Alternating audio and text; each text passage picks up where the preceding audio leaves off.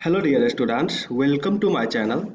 In this video, I am going to discuss some important and conceptual problem based on types of relation because in previous three video, I have already discussed all the concept of relation and types of relation.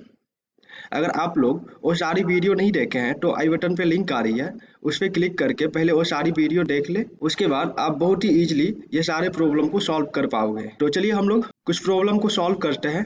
सो हमारा first question ये है, show that each of the relation R on set A is equal to x belongs to integer and x lies between 0 to 12.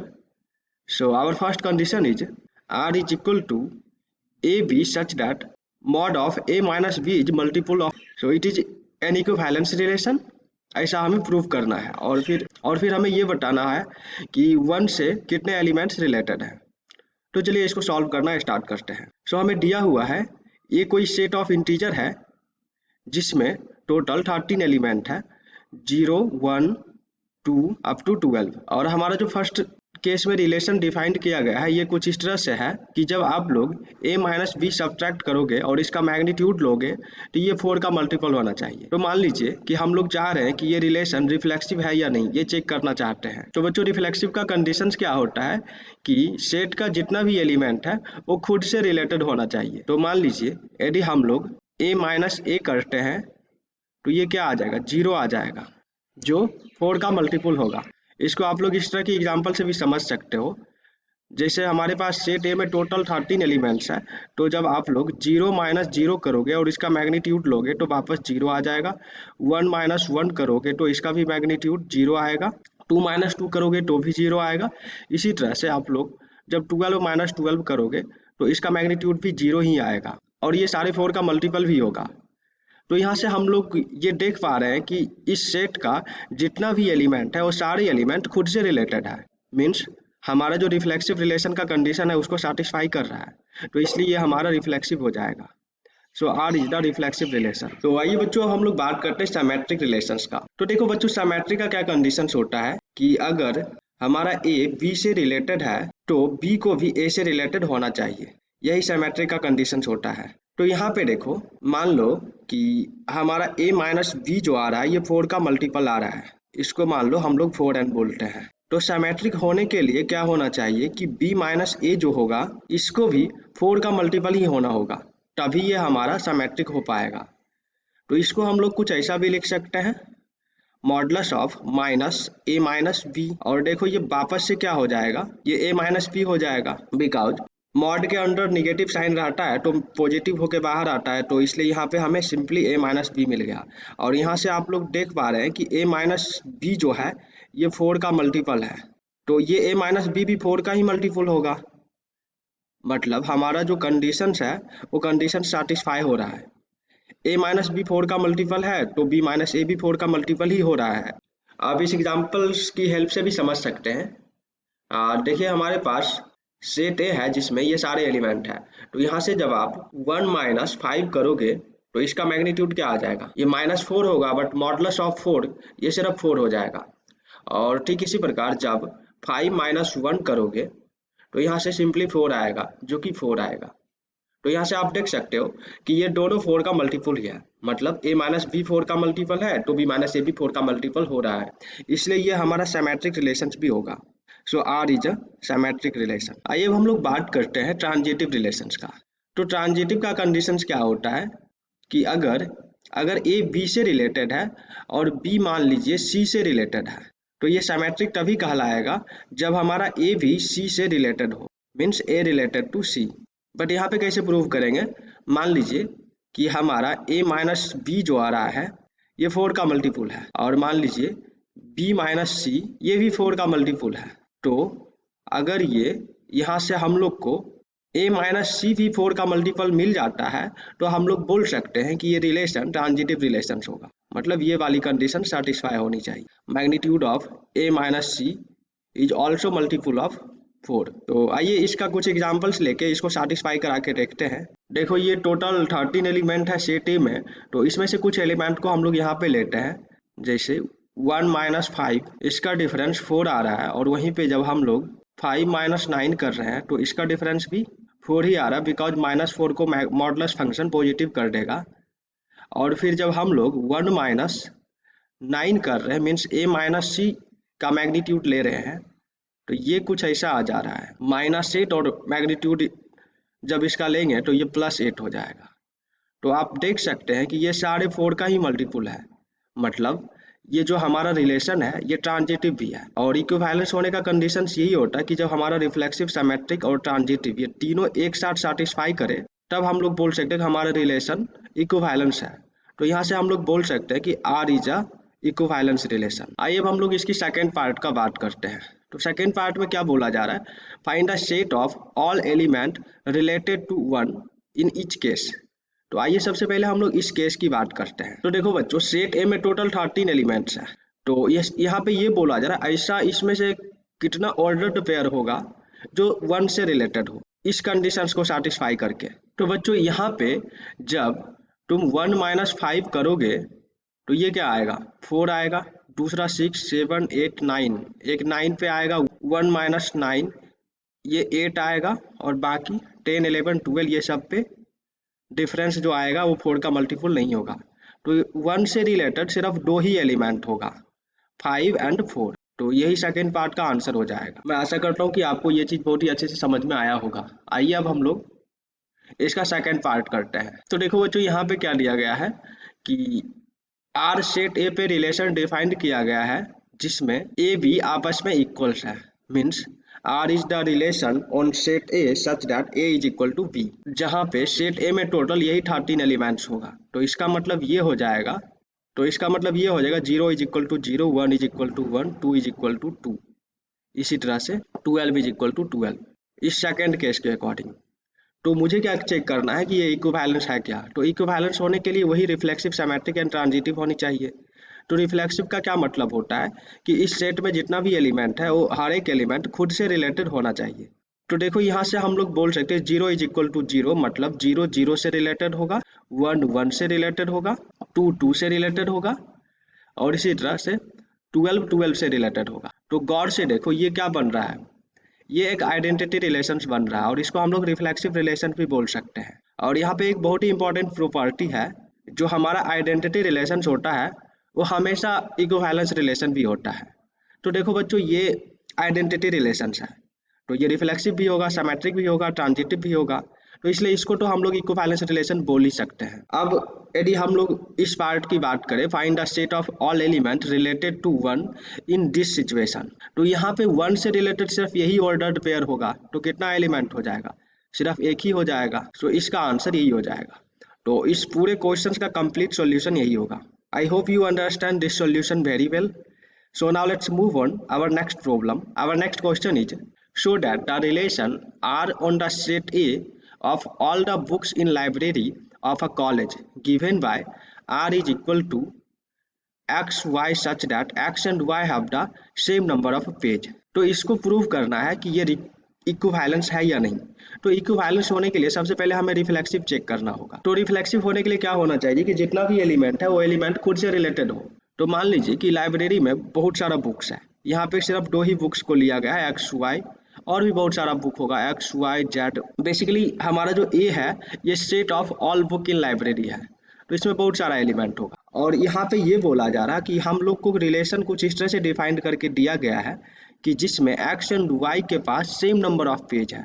मान लीजिए x के पास 100 page है और book Y है जिसके पास भी 100 पेज ही है। तो यदि हम लोग रिफ्लेक्सिव वाला कंडीशंस को चेक करेंगे तो हर एक बुक खुद से रिलेटेड होगा, क्योंकि मान लीजिए एक्स के पास 100 पेज है तो ये बुक खुद से तो रिलेटेड होगा ही, और इसी तरह वाई भी खुद से रिलेटेड होगा। मतलब यहाँ पे अगर हम लोग ये दोनों एलिमेंट की बात करें तो ये दोनों एलिमेंट खुद से रिलेटेड है, मतलब हमारा रिफ्लेक्सिव वाला कंडीशन सेटिस्फाई हो रहा है, इसलिए ये रिफ्लेक्सिव रिलेशन हो जाएगा। बेसिकली ये आइडेंटिटी रिलेशन है, और पता है कि आइडेंटिटी रिलेशन रिफ्लेक्सिव भी होता है, सिमेट्रिक भी होता है, ट्रांजिटिव भी होता है। मीन्स हमारा जो आइडेंटिटी रिलेशन होता है ये इक्विवेलेंस रिलेशन होता है। एक तो आप लोग इस तरह से बोल सकते हो, बट बोर्ड में इस तरह से सॉल्व करोगे तो फुल मार्क्स नहीं मिलेगा, वहाँ पे लैंग्वेज लिखना होगा कुछ इस तरह से। For reflexive x related to x and y is also related to y, then we can say that R is reflexive relation. And for symmetric if x related to y then y is also related to x because x के पास total 100 page है और ये y से related है जिसके पास भी 100 page है तो y भी x से रिलेटेड होगा क्योंकि दोनों के पास सेम नंबर ऑफ पेजेस है तो इसलिए ये हमारा सिमेट्रिक हो जाएगा। वहीं ट्रांजिटिव की बात करें तो मान लो कि जेड कोई तीसरा बुक है जिसमें भी 100 पेज है और मान लो हमारा x y से रिलेटेड है और थर्ड बुक y से रिलेटेड है और इसमें भी 100 ही पेज है तो ऑब्वियसली ये बुक जो होगा इस x के इक्वल होगा बिकॉज इसमें भी 100 पेज है क्योंकि x y से रिलेटेड है और y z से रिलेटेड है इसलिए x भी हमारा z से ही रिलेटेड होगा means x is also related to z. That means this relation is a transitive relation and it is reflexive, symmetric and transitive. So we can say that R is an equivalence relation. Now let's move on our another problem and the question says that show that the relation R defined in the set A of all triangle as R is equal to T1 T2 such that T1 is similar to T2. तो हम लोग को ये बताना है कि क्या ये इक्विवेलेंस रिलेशन है। आइए पहले यहाँ तक इसको सॉल्व करते हैं। हम लोग को ये दिया गया है कि R जो है ये सेट ऑफ ट्राइंगल पे एक रिलेशन डिफाइंड किया गया है कुछ इस तरह से T1 T2 such that T1 is similar to T2। इस सिंबल का मतलब सिमिलर होता है और मान लीजिए ये हमारा T1 हो गया 3 4 एंड 5 और मान लीजिए ये हमारा T2 हो गया 13 12 एंड 5 और मान लीजिए ये हमारा T3 हो गया 6 8 एंड 10। तो सबसे पहले हमें ये बताना होगा कि ये तीनों ट्रायंगल कि ये जो रिलेशन है क्या ये इक्विवेलेंस है। तो देखो बच्चों इक्विवेलेंस होने के लिए सबसे पहले इसको रिफ्लेक्सिव होना पड़ेगा। तो रिफ्लेक्सिव का क्या कंडीशन होगा कि इस R में जितने भी एलिमेंट है इस A में जितने भी ट्रायंगल है वो ट्रायंगल खुद से रिलेटेड होना चाहिए। तो हर एक ट्रायंगल खुद से तो रिलेटेड होगा ही जैसा कि आप इस फिगर में देख सकते हो T1 खुद का तो सिमिलर होगा ही इसी तरह से T2 भी खुद का सिमिलर होगा and T3 is also similar to T3 so every element of set A is related to itself so we can say that relation R is a reflexive relation। आइए अब हम लोग बात करते हैं सिमेट्रिक रिलेशन। तो देखो बच्चों ये T1 अगर T2 के सिमिलर है तो ये T2 भी T1 के सिमिलर होगा और अगर हम लोग इसकी बात करें अगर मान लो कि हमारा T1 T3 के सिमिलर है तो T3 को भी T1 के सिमिलर होना चाहिए जो कि है भी ऐसा क्योंकि जब आप इसके साइड का रेसिप्रोकल लोगे तो सारे का रेशियो कांस्टेंट आएगा। आप चेक कर सकते हैं यहाँ से इस 3 को 6 के साथ रेशियो लीजिएगा तो 1/2 आएगा। जब 4 को 8 के साथ रेशियो लीजिएगा तो ये भी 1/2 आएगा और इस हाइपोटेनस का रेशियो भी इसके साथ सेम ही आएगा यदि हम लोग इसको राइट एंगल ट्रायंगल कंसीडर करें। इसका मतलब यदि हमारा T1 T3 के सिमिलर है तो T3 भी T1 के सिमिलर है। ठीक इसी प्रकार T1 यदि T2 के सिमिलर है तो T2 भी T1 के सिमिलर है। मतलब हमारा जो ये सेट ऑफ ट्रायंगल्स दिया गया है ये सिमेट्रिक की कंडीशंस को सेटिस्फाई कर रहा है इसलिए ये सिमेट्रिक रिलेशन होगा। वहीं पे यदि हम लोग बात करें ट्रांजिटिव रिलेशंस का तो ट्रांजिटिव का कंडीशंस क्या होता है कि अगर T1 T2 से रिलेटेड है और T2 हमारा T3 से रिलेटेड है तो इस केस में T1 को T3 से भी रिलेटेड होना चाहिए। मतलब अगर T1 similar to T2 and T2 is similar to T3 then we can say that this relation is transitive if and only if T1 is also similar to T3 जो कि यहाँ पे ऐसा है भी आप देख सकते हो फिगर्स में। तो हमारा R जो है ये ट्रांजिटिव भी है दैट मीन्स ये जो हमारा R है ये इक्विवेलेंस रिलेशन है। So R is an equivalence relation. Now let's move on our another problem and this is the very important question because so many times asked in your 12th board exam. So the question says that let L be the set of line in xy plane and R be the relation in L defined as R is equal to L1 L2 such that L1 is parallel to L2 then show that R is an equivalence relation। तो पहले आइए हम लोग यहाँ तक इसको solve करते हैं। मान लीजिए हमारा XY प्लेन है और इसमें बहुत सारी लाइंस है। L जो है set of all lines in XY plane है तो इसमें से बहुत सारे लाइंस होगी जो एक दूसरे के पैरेलल होगी। तो यहाँ पे क्या किया गया है कि जो पैरेलल लाइन है उस पे हम लोग एक रिलेशन डिफाइंड किए हैं। मान लीजिए इसको यदि हम L1 नाम देते हैं, इसको L2 नाम देते हैं और इसको L3 नाम देते हैं, तो पैरेलल लाइन पे जो रिलेशन डिफाइंड किया गया है वो हमसे पूछा जा रहा है कि क्या ये इक्विवेलेंस है। तो आइए इसको चेक करते हैं। देखो बच्चों, इक्विवेलेंस रिलेशन होने के लिए रिफ्लेक्सिव होना चाहिए, सिमेट्रिक होना चाहिए, ट्रांजिटिव होना चाहिए। और रिफ्लेक्सिव होने के लिए क्या होना चाहिए कि सेट में जितना भी एलिमेंट है कम से कम वो खुद से रिलेटेड हो। तो यहाँ पे जब देखोगे तो इस यहाँ पे जितना भी पैरेलल लाइन है वो खुद का तो पैरेलल होगा ही, means L1 is related to L1 and L2 is also related to itself, means L2, and similarly L3 is also related to itself. That means this is satisfy our conditions. That means we can say that R is reflexive. वहीं पे यदि हम लोग symmetric की बात करें तो symmetric के लिए क्या होगा कि देखो बच्चों, ये L1 अगर इस L2 के पैरेलल है तो ये L2 भी इस L1 के पैरेलल होगा। Suppose that L1 is parallel to L2, then L2 is also parallel to L1। यहाँ पे आपको क्लियरली दिख रहा है कि ये लाइन L1 इसके पैरेलल है तो ये L2 भी इसके पैरेलल है, मीन्स ये हमारा सिमेट्रिक है। आइए अब हम लोग बात करते हैं ट्रांजिटिव का। अब यहाँ पे गौर से देख सकते हो कि ये L1 L2 के पैरेलल है और ये L2 L3 के पैरेलल है। तो यहाँ से क्लियरली आपको दिख रहा होगा कि ये L1 जो है L3 के भी पैरेलल है। हमारा ट्रांजिटिव का यही कंडीशंस भी होता है कि L1 is parallel to L2 and L2 is parallel to L3, then L1 is also parallel to L3, so R is also transitive, so we can say that R is an equivalence relation। आइए अब हम लोग बात करते हैं questions की second part का।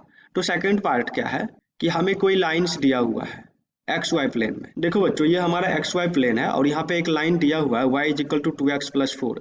तो जब इसका ग्राफ ड्रॉ करोगे तो ये कुछ ऐसा आ जाएगा। जब x is equal to 0 put करोगे तो y का मान 4 हो जाएगा, मतलब ये हमारा लाइन 0 4 से पास करेगा। और वहीं पे जब y को 0 पुट करोगे तो x का मान -2 आ जाएगा, तो ये -2 और 0 से पास करेगी। ये हमारा लाइन हो गया y is equal to 2x plus 4। अब हम लोग को ये बताना है कि find the set of all line related to the line this. तो इस लाइन के पैरेलल जितना भी लाइंस है वो सारे लाइंस का सेट बताना है। तो ये क्या हो जाएगा, देखो इसके पैरेलल बहुत सारा लाइन होगा, ये भी होगा, ये भी होगा, ये भी होगा, मतलब वो सारी लाइंस जिसका स्लोप इस लाइन के इक्वल्स होगा वो हमारा इस लाइन के साथ पैरेलल होगा। तो यहाँ पे आप देख सकते हो इस लाइन का स्लोप क्या है, 2 है, बिकॉज जब इससे कंपेयर करोगे y is equal to mx plus C, तो m की जगह पे 2 है। तो हमारा जो जनरल लाइन हो जाएगा ये हो जाएगा y is equal to 2x plus C. और जब यहाँ पे बच्चों c का वैल्यू अलग अलग रखोगे तो इसका वैल्यू भी अलग अलग आएगा। जैसे जब ये ओरिजिन से पास करेगा तो c का मान इस केस में 0 हो जाएगा, वहीं यहाँ से पास करेगा तो c का वैल्यू कुछ और होगा, यहाँ पे c का मान कुछ और होगा। तो इस तरह से आप c का वैल्यू चेंज करते जाओगे, इस लाइन के करस्पॉन्डिंग बहुत सारा पैरेलल लाइन मिलेगा।